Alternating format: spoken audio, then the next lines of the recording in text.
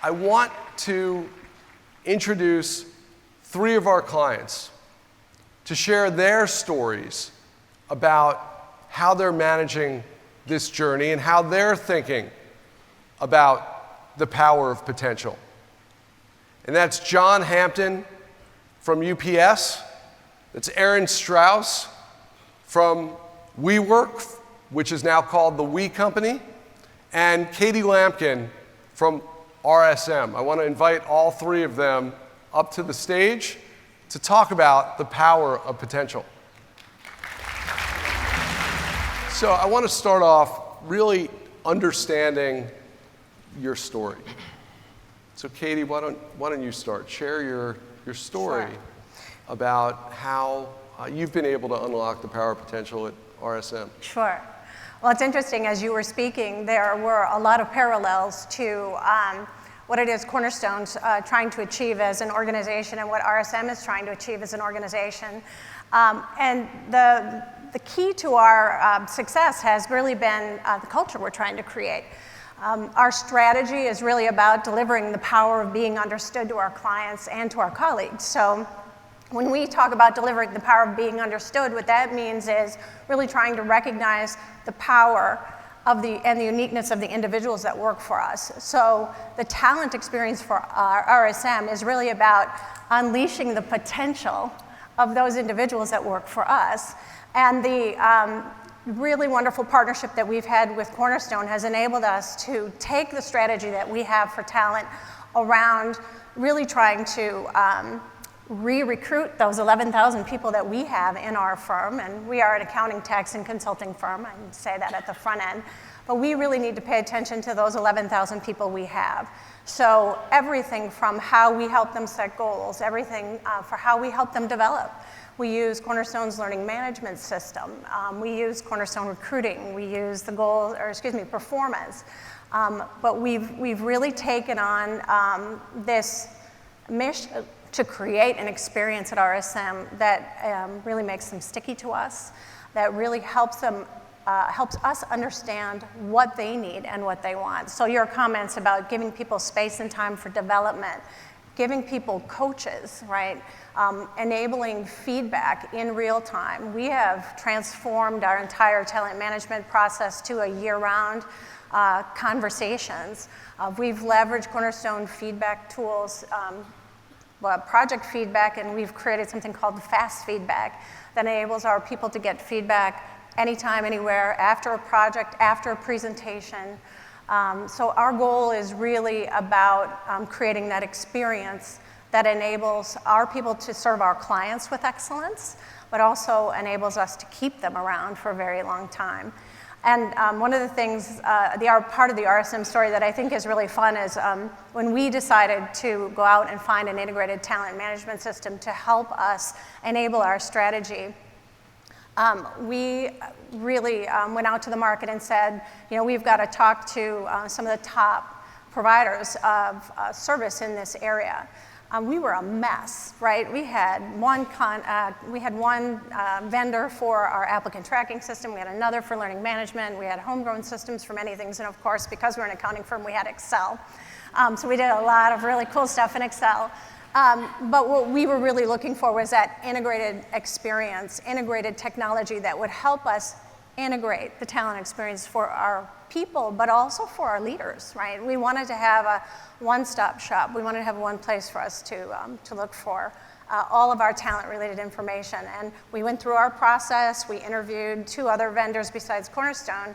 And one of my most favorite things about our meeting with Cornerstone was we knew right away that they were living our brand promise, right? So the power of being understood was probably one of the most important things that came through as we were selecting Cornerstone as our vendor partner. You listened, you really were helping us solve our problems and not trying to sell us technology. So we really knew right from the outset that Cornerstone was going to be a great partner for us to enable our strategy. And I'm happy to say we have just been thrilled for the last 5 years as we've continued to build, add modules, right? Enhance the modules that we have. The team has been terrific. Can't say enough about how happy we are about our partnership with you. We appreciate that. The check's in the Great. mail. Aaron, maybe talk first about WeWork and the We Company, why the change in the name. Yeah. What do you guys do? We know you very well, but maybe not everybody does. Yeah, of course, thank you. So the We Company is what we're called now. WeWork, though, was initially founded about 9 years ago with the intention of community being our catalyst, bringing people together, building these amazing relationships, and allowing people who are individual companies and they're entrepreneurs as big as massive enterprise organizations to feel as though their contribution matters and they have the opportunity to have meaningful connections. Over time, I think our founders recognize that it's not just limited to the workspace where people have this hunger to connect. So we've recently gone under the transition from going from WeWork to the We Company, where we've brought in our other business lines of We Grow, where it's focused on education, We Live, where it's focused on all that stuff that you're doing when you're not at work, where you live, where you work out, the way that you convene more socially. And what that's done kind of from the business perspective is that we've had to constantly evolve what we're doing as a company. The talent that we recruited when we were just looking at space as a service, it's completely different than the talent that we need, as now we are having schools and we're looking at coding camps and we're looking at really expanding our footprint to have a larger impact. I joined 2 years ago, a little bit more than 2 years ago, and there were 2,000 employees. We're now over 12,000 employees just in those 2 years. So it's been an incredible opportunity to learn and grow at a fast pace. When we initially started the partnership with Cornerstone, our intention was, how do we get those individuals who are running the buildings in WeWork up to speed so that they can expand across markets, have that greater globalization, and we were super excited about the endorsement feature. How do we share that expert mindset with every new person that is starting and really use our internal talent to train everyone else, knowing that we weren't sophisticated enough at that time to have built out HR practices and processes, and it was just such a lovely fit because we were able to look at the LMS and say, we really just want people to find this guided path and follow accordingly. As time progressed, we brought on more professional experience and people coming in saying, I want a learning experience, but they didn't want it to be as guided. So we were really forced to reflect on how do we relaunch the learning management system? How do we make it something where everyone can learn and grow from that? So again, through Learner Home, we were able to really give people access to learning opportunities that felt much more authentic and helped people recognize the different skills that they could acquire over time. And it really helped us move from more of that expert mindset to that beginner mindset that everyone can learn.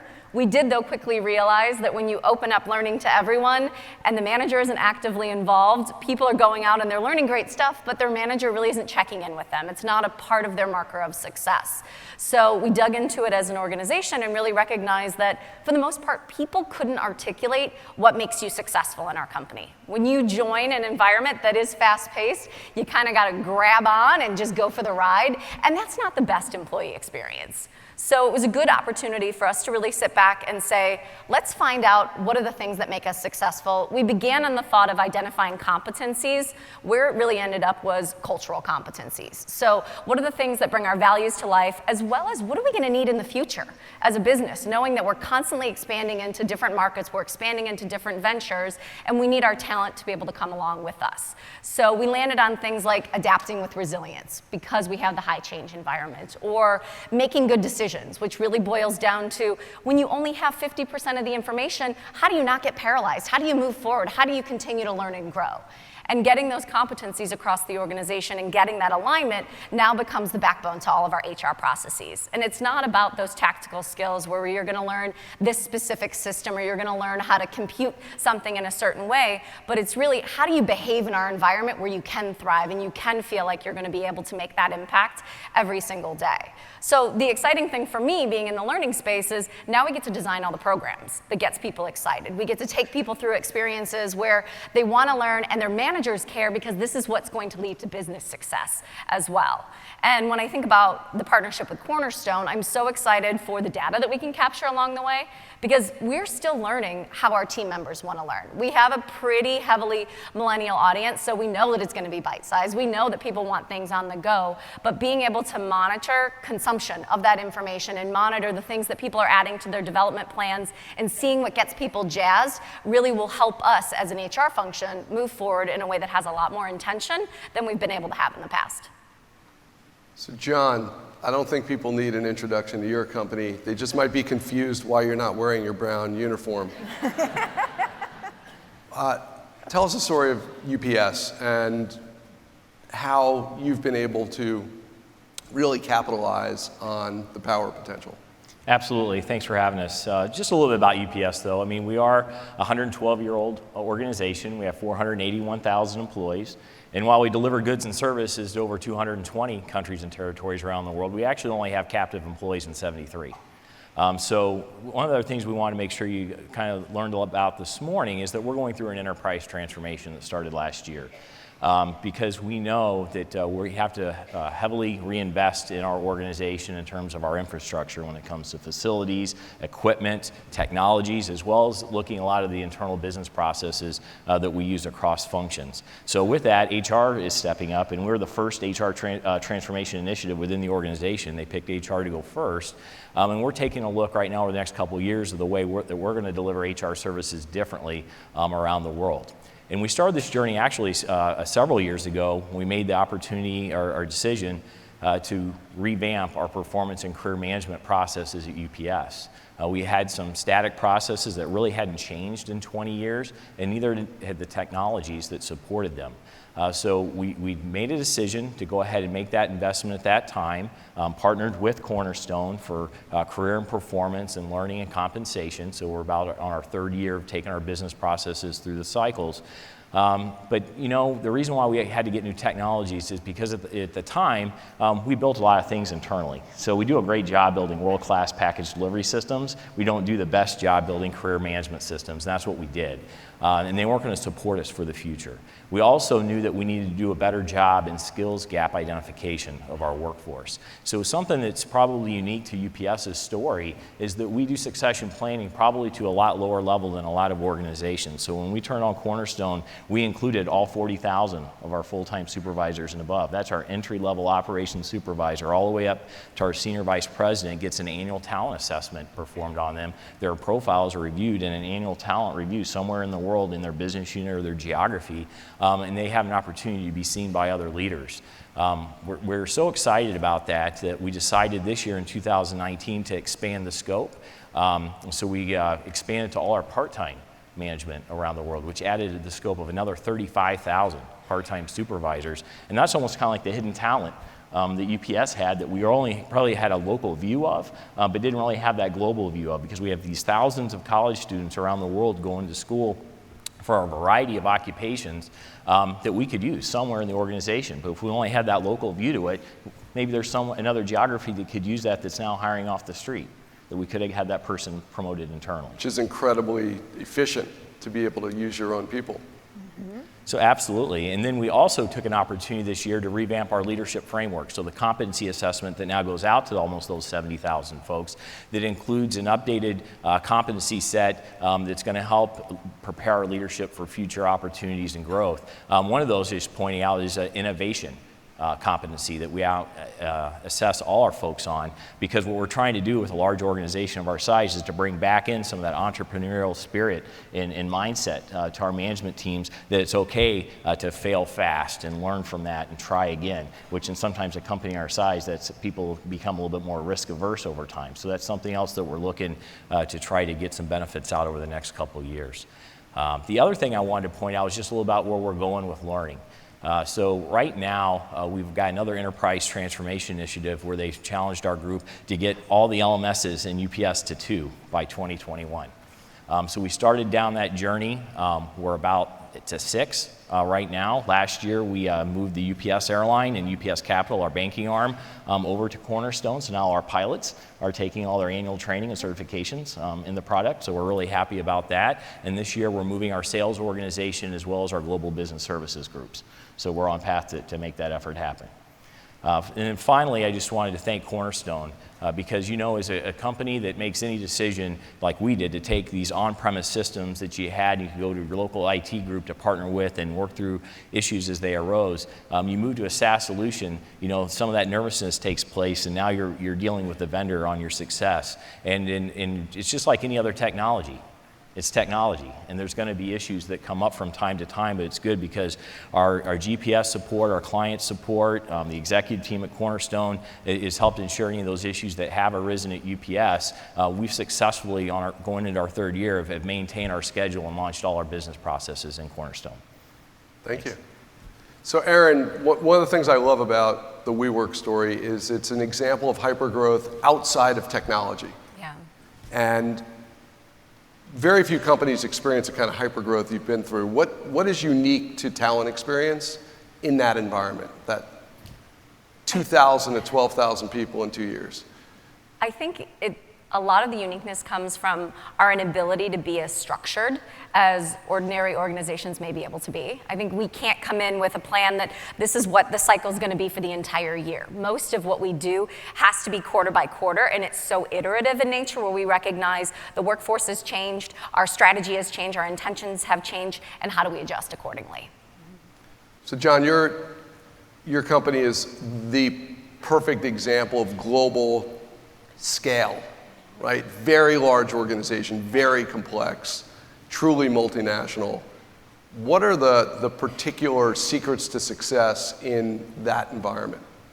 With the Cornerstone product, I guess with learning, I mean, one of the successes that we saw with this product more than anything else in this rollout is when we think about technology, we do great things for our customers, and we always made everything in the language available for them to be able to ship and move their products and goods around the world, but we didn't do the best job of doing that internally within UPS. So right now, Cornerstone stands as the most translated employee-facing software that we have because we've now translated it into 22 languages plus English. We just added Arabic last year to get ready for Dubai 2020 because we're the global transportation company supporting that expo. And so the folks over there need to do some training in the platform, so we made that available to us. But I think that that's one of the things that we've seen as we're trying to evolve the platform and user adoption. Fantastic. And Katie, you've had a very successful implementation of Cornerstone. Some of the people here are just starting their journey. Mm-hmm. What were some of the keys to your success in that implementation? Well, I think the very first module that we launched in the firm was the learning management system. And I think the team would agree we might have underestimated how much time and effort it was going to take the mass amount of information that we had in our old learning system and transform it. So I would say make sure that you really think about the resources you're going to need internally, right? Not only the technology team, but you also need the business side of the house well represented. Don't be afraid to change your business process. Don't just pick up what you have and turn it into the new learning management system. And I think my advice would be that's going to take you longer than you think. But the great thing for us was we learned a lot through that first implementation, and we carried those learnings forward as we moved into implementing performance and then recruitment, most recently onboarding, and now in the process of utilizing succession. So we've built the team. You want to talk about the power of potential, right? And we had a great team on the learning management side. That team taught the next round. We brought some new talent in and they're learning, right? So the other thing that we're doing is cross-training all of those leaders on the implementation side to understand each one of those modules so we truly have an integrated system and an integrated team to serve it. But I think it takes longer than you think. It's more complicated than you think, but if you've got the right team and the right partner, you can get it done right. But it's been a journey. And John, what's the biggest measure of success for you, given all the different initiatives that are out there? Yeah, one of the things I reflect back on, one of the measures of success is where we came from with our old metrics on our old talent management system. We didn't have a lot of visibility of that talent. And one of the use cases that we were trying to solve for is in our old talent management system, we identified that probably less than half of our promotions were probably the folks that we thought maybe we need to be promoting. Were they the people that were ready now for the next level assessment to be ready for take on more a higher level at UPS, or were they high potentials? And we estimate it was about less than half. When we ran our talent assessment at the end of 2018, our first 2 full cycles through Cornerstone, we're seeing now about 85% of our promotions are the folks that are being identified as those people that are ready now, developing 1 to 2 years, or have some type of potential and have got an accelerated development plan. So we're really excited about that. Well, thank you all for sharing your stories. Thanks for having us. For joining us. All right. Thanks, guys. Thanks a lot. Thank you.